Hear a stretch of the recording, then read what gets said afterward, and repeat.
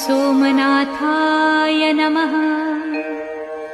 ॐ मल्लिकार्जुनाय नमः।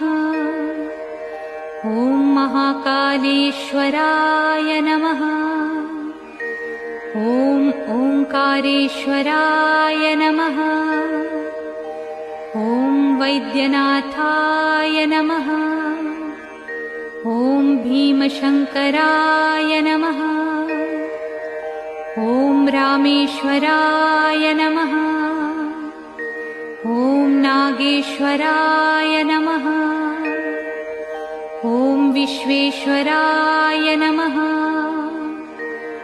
ॐ त्र्यंबकेश्वराय नमः। ॐ केदारेश्वराय नमः। ॐ भुस्मेश्वराय नमः।